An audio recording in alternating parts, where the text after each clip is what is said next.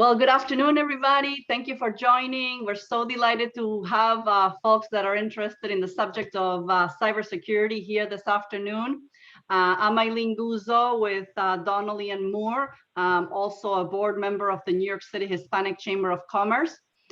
Today, we're going to have an in-depth discussion of cybersecurity in corporate systems and career pathways in this particular field.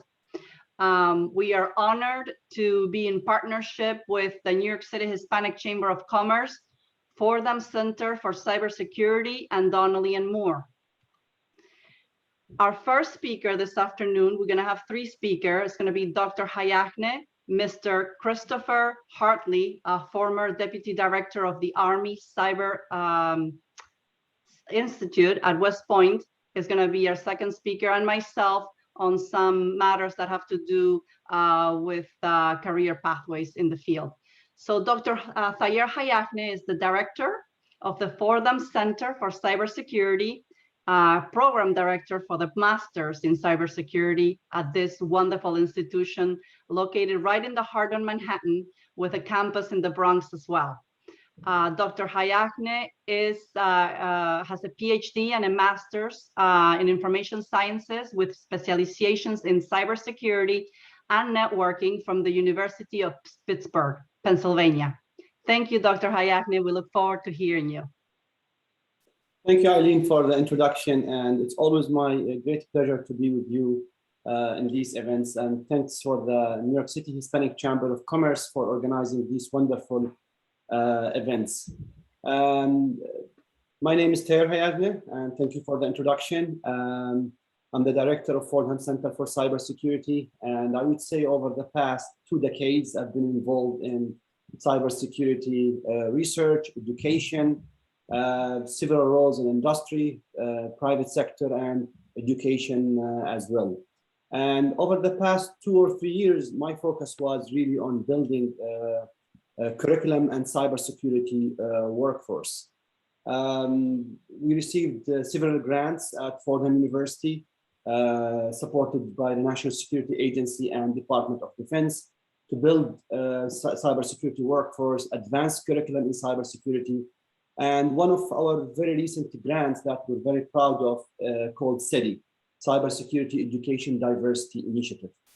The focus of this grant is to help minority-serving institutions, including Hispanic-serving institutions, historically Black colleges and universities, tribal colleges, Native American, American Asians, among other minority-serving institutions, to build cybersecurity programs, either from scratch or to help them improve their existing programs. As we all notice, those institutions, in most cases, they lack access to the same resources that are available at other institutions.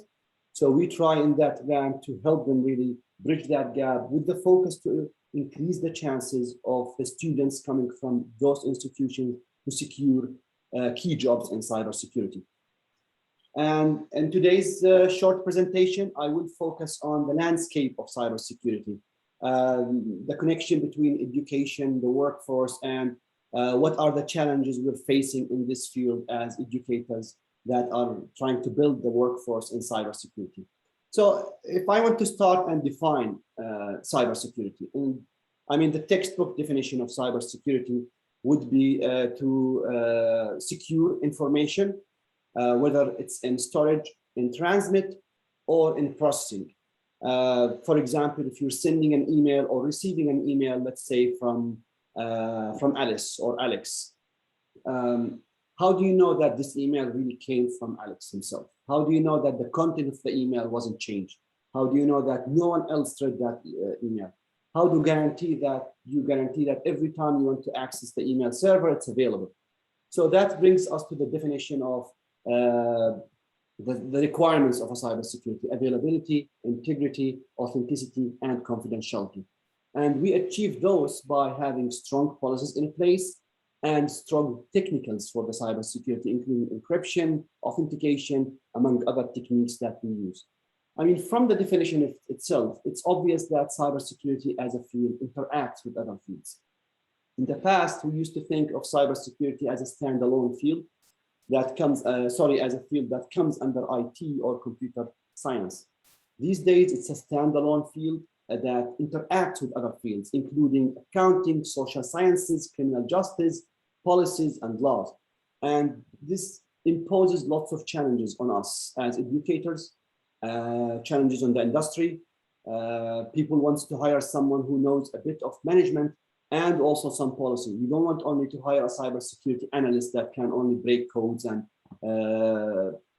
do software or hardware security for you. You want them to know and to interact with other teams in your company.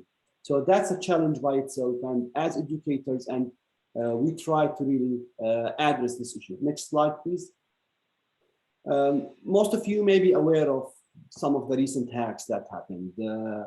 And Equifax, for example, where you record there. If you're not aware, you may have been exposed and you don't know about it. You must have used one of the Marriott hotels. Your record must have been exposed in one of them. And sometimes you don't know about it. And that's the answer we receive from people. I don't know if my record was hacked, if my record is secure, if anyone else got access to my private information or not. And if we want to point what's the problem here, or what's the cause of that problem, how can we address those issues, and why they keep popping and happening all the time. And this is what's only we're aware of, or we came across to know about them. And there are tons of other cases where we not even know that it even happened in the past. And if we want to, and what makes it really challenging is that there are a variety of types. Next slide, please. That could be ransomware attacks, Trojan horse, viruses, phishing attacks, or any sort of attacks that we are not even aware of. And that's even a new challenge for cybersecurity professionals. I always tell my students that you need to be prepared for the unknown. You don't know what's coming in that field. When you're hired in a company, they expect you to be able to think outside the box, to be able to analyze a problem that's happening for the first time ever. That's not even happening before. And because we're kind of prepared to the past, or if we know about a hack that happened or a breach that happened, we'll most likely go back and secure that spot or that breach, and hopefully it won't happen in the future. But what prevents the attacker from creating new ways? There is nothing. So we need to be prepared all the time. We need to be aware of the challenges and be able to analyze and think outside the box in most of these cases. Now, who's really responsible for that? And that's a challenge by itself. The good answer to this question is that it's a shared responsibility. Everyone is responsible. You yourself, as a user, you are in charge, you are responsible. You need to protect your passwords. You need to use dual-factor authentication. You can't access your company resources with a weak login name and password, or share your password with others, or use the same credentials among other platforms, or carry your phone with you all the time, and which is unsecure in many cases, and have access to all your bank accounts, your company's data. And that would be, even by itself, is a vulnerability to other systems and breach to those systems. We also need to have a properly trained cybersecurity workforce to help us enforce those policies in place, secure our networks, secure our environment in order to achieve a level of security. And for us, there are tons of challenges to achieve those kind of security. One of those challenges is to really have the right talent. Next slide, please. To have the good talent in place. How many of us have heard that, oh, my company is trying to hire someone and it has been a while since we couldn't find really qualified personnel to join us. And we have that problem even in academia. We have open faculty positions for years now that couldn't be filled with qualified talents in the field. There is a shortage. We're going to talk about this in today's event. But finding the right talent is one of these big challenges. Education itself is a challenge. How can you find the right program that can educate you in cybersecurity, bring that discipline and interdisciplinary focus into cybersecurity? Because one of the most common challenges these days and problems, I would say, is that people try to treat cybersecurity as an isolated bubble. And in other words, we can't do that anymore. Cybersecurity interacts with other fields, as I started my presentation discussing that interaction with other fields, even with social sciences, even with other fields that we need to be aware of. And that by itself is a challenge on us on building programs. Next slide, please.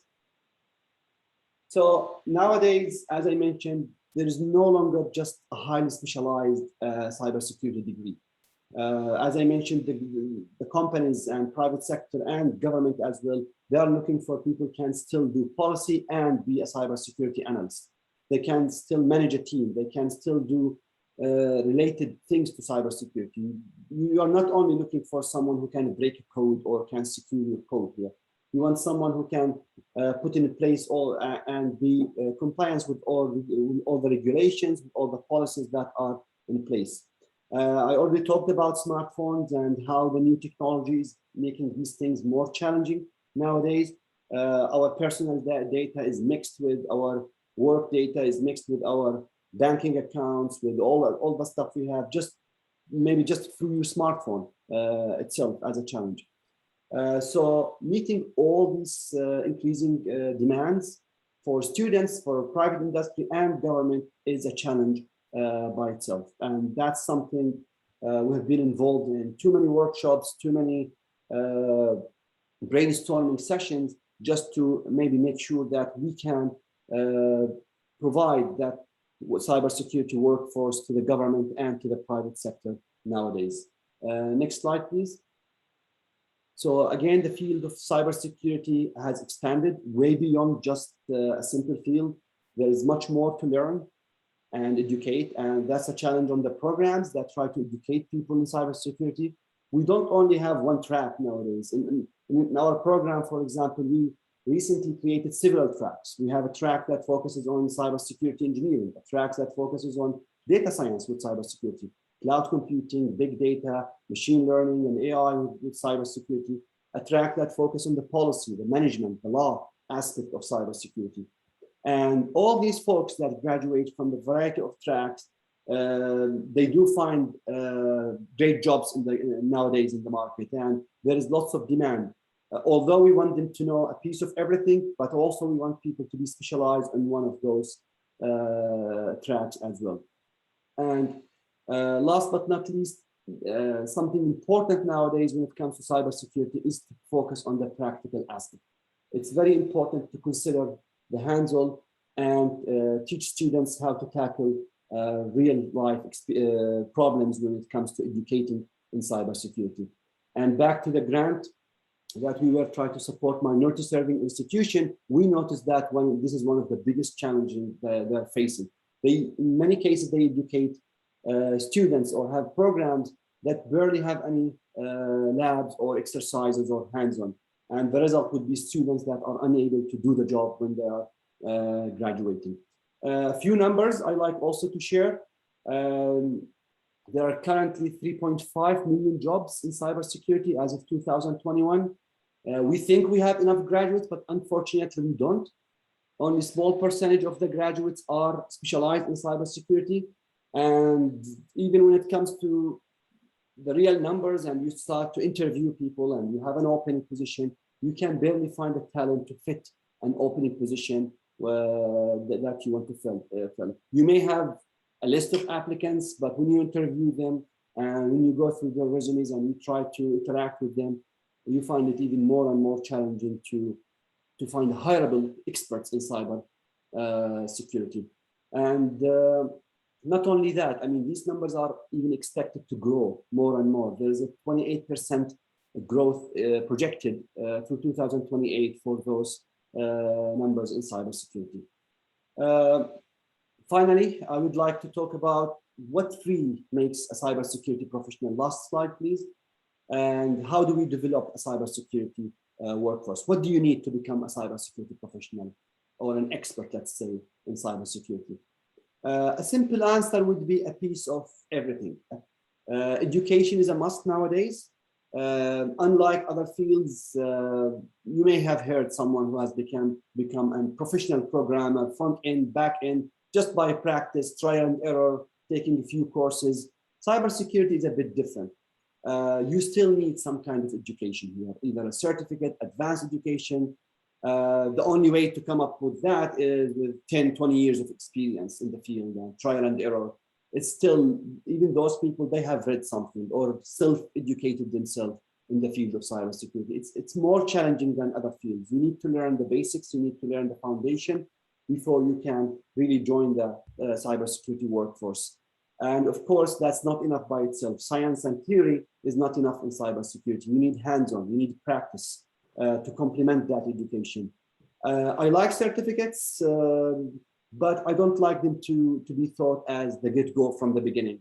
Like you can't just go and get CISSP or CCNA or any of those Security Plus certificates by itself without any kind of education or hands-on. It's good to have them as a complement to your education, to your experience, to your hands-on, and as an addition to those things. And many industries and even public and private sector, they look into those when they try to hire students. So I encourage people to get a certificate or two, but only to complement their knowledge and education and hands-on and experience in cybersecurity. The experience is also a challenging component.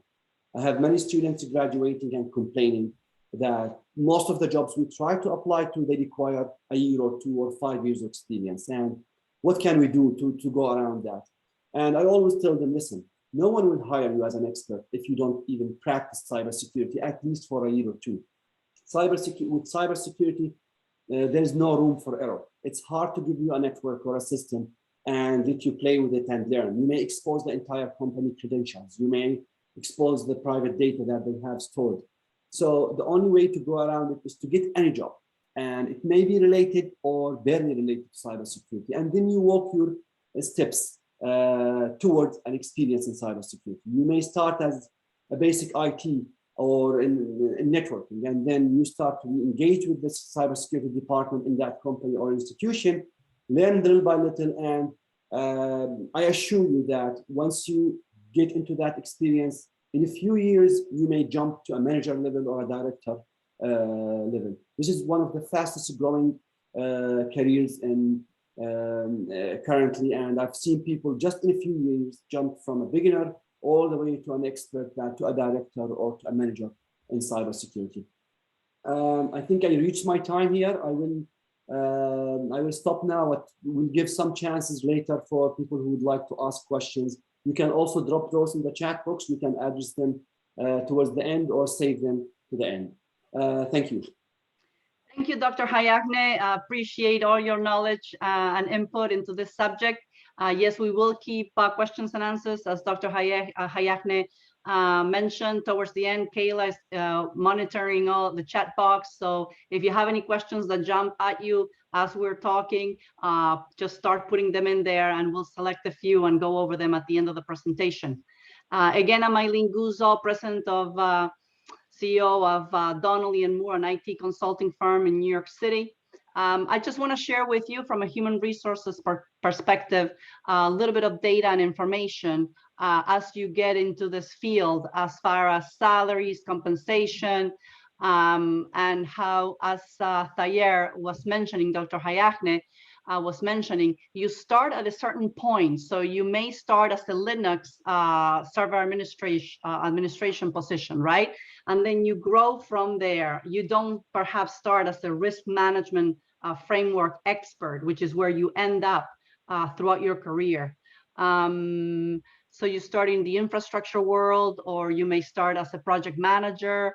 Some people come from the psychology field and get into cybersecurity. So you start with some necessary skills through your first bachelor's or associate degree, and you grow from there with experience, and not only education, but as you start working in the field.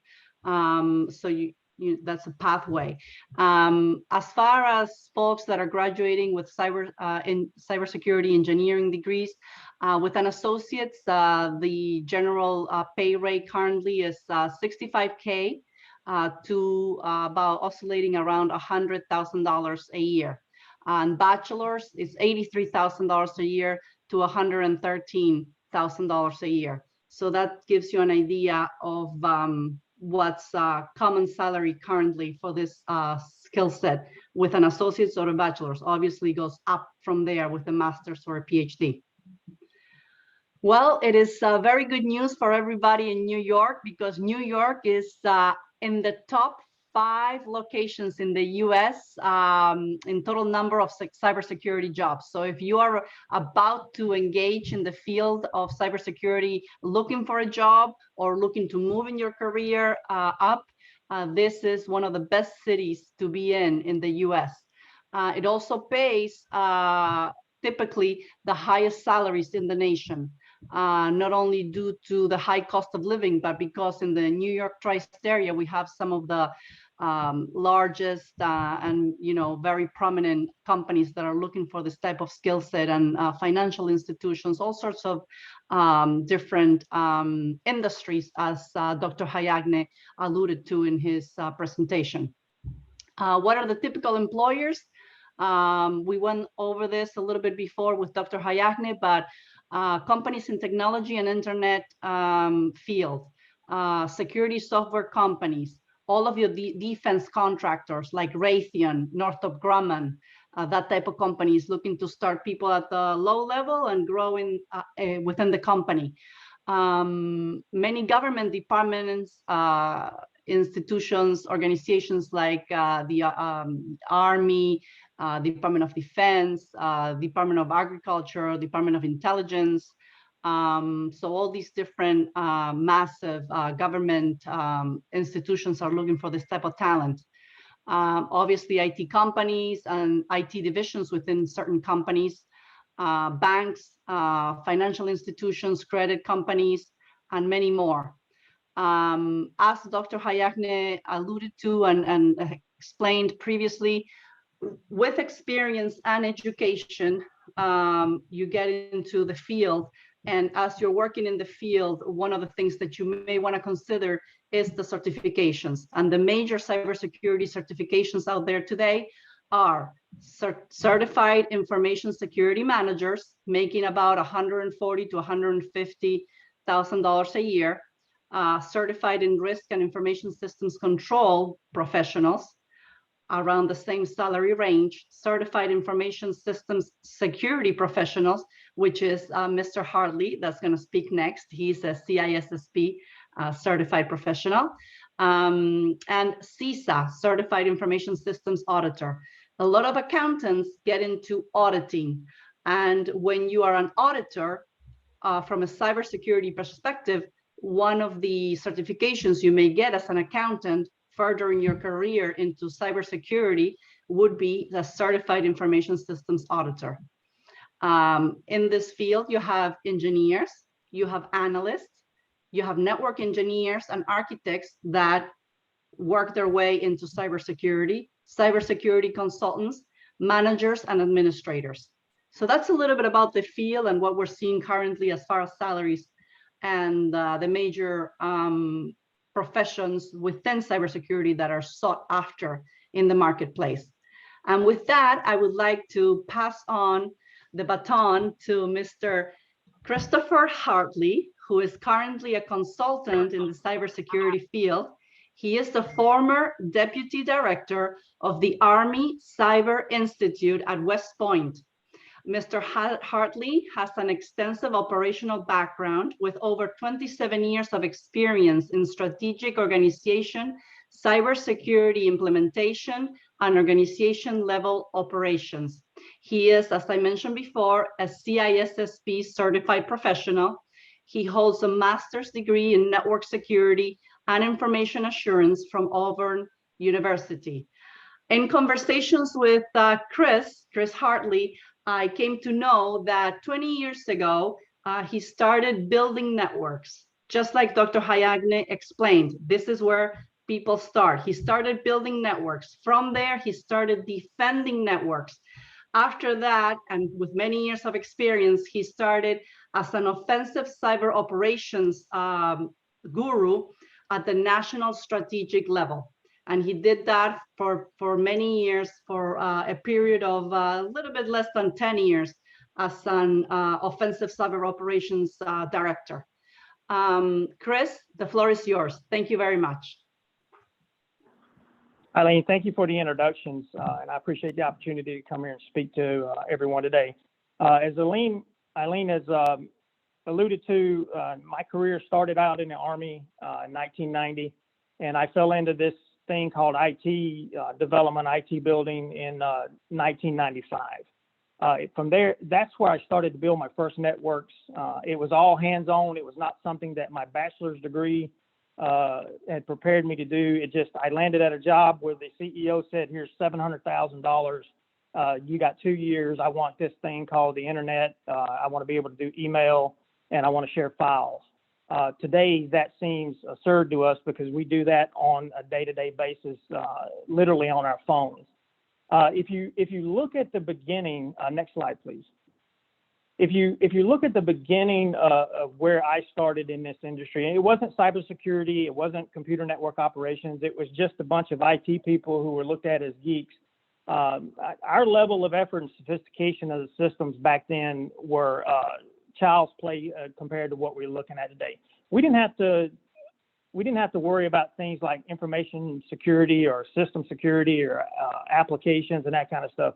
It was, in today's standards, a very rudimentary network built on rudimentary technology. Now, this is, for those of you, this is back when we didn't have cell phones and routers and switches were the cool thing of the day, and we were all chomping to get our hands on those to build those. I look back when I was preparing these slides at my career, and so in '95 I started off as an IT guy. And if you'd have told me in 2005 that I would be doing defensive and offensive cyber operations, we didn't even know what that was. And so in 2005, I found myself doing that for the Army. I may not have said up front, I'm a retired military officer, retired in 2012, and then went into the private sector and then back into the government again. But in 2005, we're doing heavy defensive cyber operations and offensive cyber operations. Well, then in 2005, if you would have said to me, in 2015, you're going to be at the cusp of taking on an organization that has 76 people in it, and they do research and development, looking at innovative technologies and techniques for the Army, I wouldn't even have known that existed then, right? And then you get to 2015, and I ask myself, where am I going to be in 2025? And the truth is I'm where I'm at now, and I don't really know what that looks like out to 2025, but I can tell you this, it won't be the same as those other 10-year chunks. None of them have ever been the same. And I think that gets to, what Thayer was talking about was you've got to continue to evolve and grow. You've got to continually get both formal educations. You need certificates as a marker that you have the technical skills. But at the end of the day, it's those skills, and you build those skills one day at a time through experience at what you do at the hands-on portion. Next slide, please. So I built this next slide because in my journeys, both in the military and in the private sector, in the federal government, everybody wants a Jedi. Everybody wants a master with all the skills that can do all the cool things, and that doesn't exist. I have ran into probably 3 people who I consider the top 3 individuals that do what they do, and none of them can cover the vast terrain that we have in front of us and all the disciplines and all of the technical skill sets you need. So what is it that you can't find this Jedi? How do you build it? Well, you build it based off of somebody who has passion, who has a good attitude, gives the effort, and then to round it out, they do have to be technically proficient, but you've got to be able to operate in multidisciplinary environments. And Thayer alluded to that. There's some of the different areas, whether it's in your human resources, your financing, your electrical section, the different areas. You have to be well-rounded. I would totally agree with him that the days are gone to where you can single hone yourself for any long period of time. And I just don't think that that's possible anymore. So my point to companies and government entities that say, I want all of these things, we have to start building those internally, either internally to our business, or we have to start building them in our educational system, so that when these individuals choose to go out and get degrees or get hands-on experience, that they have systems and educational processes that will lead them to a better position, and it just keeps compounding on itself. And that is one of the paths I took. my biggest thing in my career was I'll come and go to work for you, but can you get me another certificate? Is there a way I can get a master's degree? Is there some way that I can continue to grow my skills and develop my skills? I had no idea that in 2006 to 2009 that I'd be doing policy at the national strategic level. But it was because I had the technical skills and I understood how to build a network from the ground up that I was able to then transition into being able to write and impact the policies of not only the Army, but the nation at large. And so the next slide, please.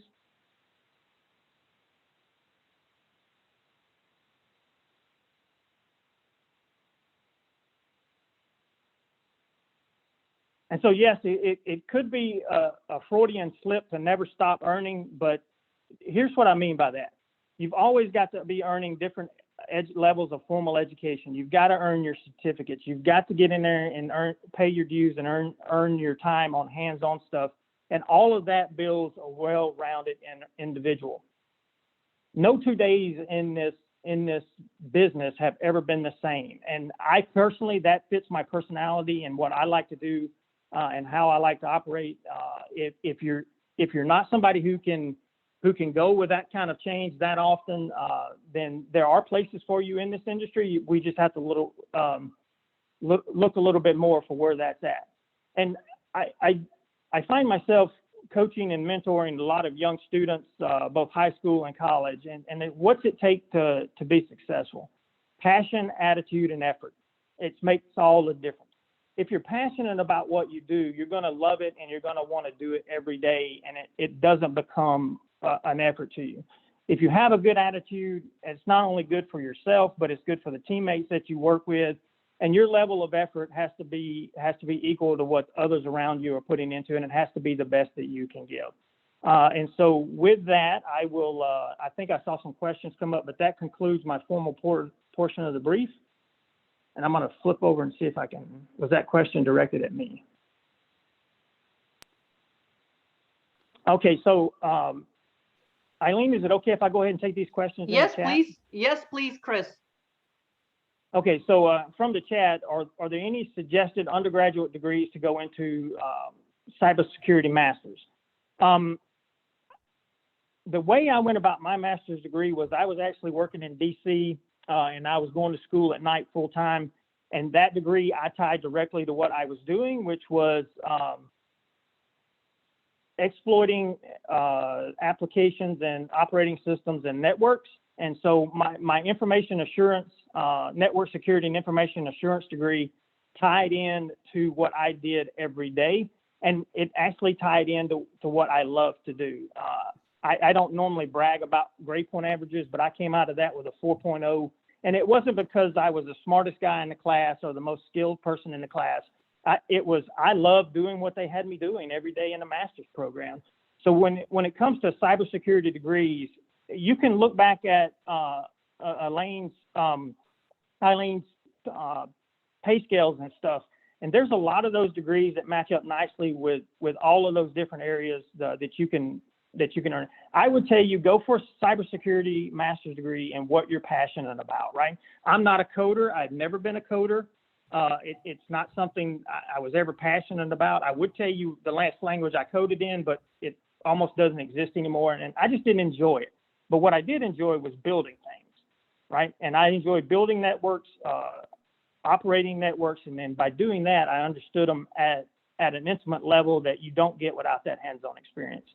But if you want to reach out to me, Andrea, on the side and show me some of the things that you're looking at and what you're interested in, I'd be glad to advise you on that or give you my personal opinion on it.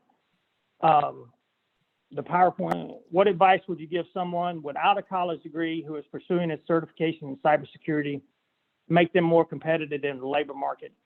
I love that question because that lets me tell this story. One of the best hackers I know and have ever had the pleasure of working with has a bachelor's degree in music with emphasis in the guitar. And he is one of the most prolific hackers that in 30 years I've had the pleasure of working with. I would also give you the other example And I've always promised her I would never use her real name, but she loves My Little Ponies, right? And if you ever at a hacking convention and there's a young lady there with an Apple laptop and it has My Little Ponies on it, go up and introduce yourself. But she is a phenomenal hacker. Started out in this security world with no degrees, eventually got her degrees, and is now one of the leading experts when it comes to offensive white hat work. So you don't have a college degree. Okay, got it. Skill sets is where you're going to be judged at, right?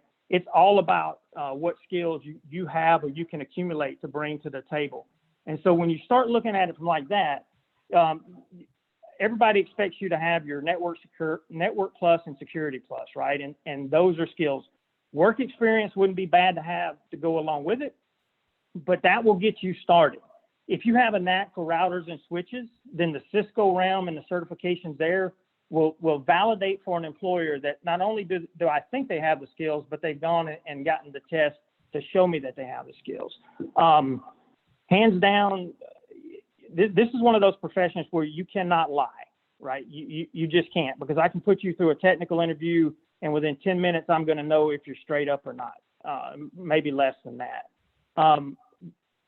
But those, I don't really advocate. I saw the against. I don't really, I'm like Thayer, like certifications are okay. I want to see them, but I'm not going to hang your hiring or not getting hired on a certification. I don't know that I'm against any of the certifications. I just use them as one of the many markers to see if you have the skill sets that I can take a chance on you. So I think that was all the questions in the chat. Yes.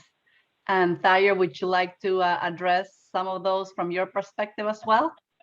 Sure. I mean, I very much liked all the questions we have, and especially when it comes to what an undergraduate degree do you need? And my short answer to that, any undergraduate degree is welcome nowadays to cybersecurity. As I mentioned earlier in my part of the presentation, it doesn't really matter a lot. What most of the programs are trying to do right now is to have multidisciplines in them.